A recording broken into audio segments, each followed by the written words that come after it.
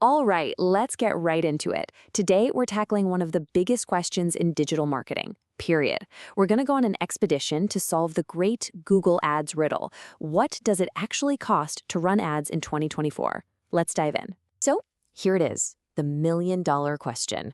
Or maybe just the $5 question, depending on your business. It's what every single entrepreneur and marketer wants to know.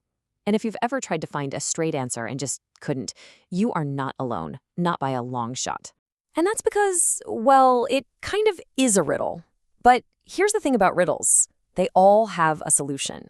And in this explainer, we're going to hand you the key to unlock it, piece by piece, so it all makes perfect sense. Okay, first things first. To understand the cost, we have to go right to the source, the place where the prices are actually decided. So welcome to the Google Ads auction. It's not what you might picture, but trust me, the competition is just as real. This is the best way to think about it. Every single time someone hits search on Google, an auction happens in the blink of an eye.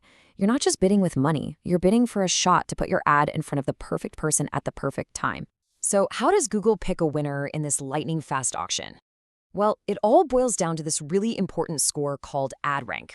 It's basically a mix of three key ingredients: how much you're willing to bid, how good your ad is, and how relevant your keywords are to the search. Now get this, because this is the secret weapon right here.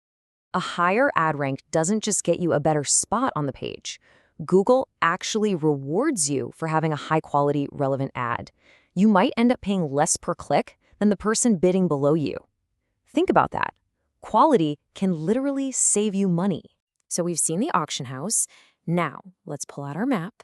There are 5 main things that really steer the cost of your Google Ads journey. If you can get a handle on these, you'll be able to navigate the whole landscape so much better. I like to think of these 5 factors like instruments in a symphony orchestra. They all play together to create that final price. You've got your industry, the specific keywords you're targeting, the location you're aiming for, the quality of your ads, we just talked about that, and, of course, your own campaign settings. Let's just take industry as a quick example. Imagine you're trying to advertise for personal injury lawyer. That space is sizzling with competition, and the cost per click, or CPC, is going to be through the roof. But on the other hand, something like organic gardening tools, that's a much calmer scene, with costs that are, way more manageable. And your keywords, they're like little flecks of gold dust. A super broad term like shoes is going to have tons of competition. But a really specific, high-intent phrase like vegan hiking boots for wide feet, well, that tells other advertisers that this person is ready to buy right now, and that can spark a serious bidding war. Okay, I know this can feel like a lot, but don't sweat it. We've put together what you might call an advertiser's survival kit. Let's walk through the 4 absolutely essential tools you're going to need for this journey. This right here is your roadmap. It all starts with mastering keyword research, finding those valuable, high-intent phrases we were just talking about.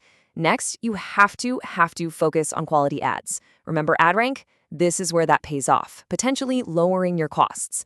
After that, you'll need to experiment with different bidding strategies to see what works for your budget. And finally, maybe the most important step, you have to constantly monitor and analyze everything. This isn't a one-and-done deal. It's all about making tiny improvements over time. All right, let's talk about the practical stuff. Let's talk numbers. We've got the map, we've got the survival kit, but every expedition needs supplies. How much cash should you actually plan to spend? So there's no official minimum from Google, but a really good starting point is around 5,000 rupees a month. Now, what's important here isn't the number itself, it's the reason for it. It's not about spending a ton of money, it's about spending just enough to collect meaningful data so you can actually make smart decisions and improve your campaigns. And what can you expect to pay for a single click? Well, as you can see, the range is massive. On one end of the spectrum, you might have a local bakery paying just a little bit for clicks from people in their neighborhood. But on the other end, a huge global tech company bidding on AI software solutions could be paying an insane amount for just one super valuable click. Yeah, to put it another way, your cost per click could be as quiet as a whisper or as loud as a roar. It all comes back to that symphony of factors we talked about: your industry, your keywords, your competition. It all plays a part. And hey, before you finalize that budget, you've got to remember to unpack the hidden costs. There's an 18% GST on your ad spend. If you hire an agency to manage things, that's another 10 to 20%.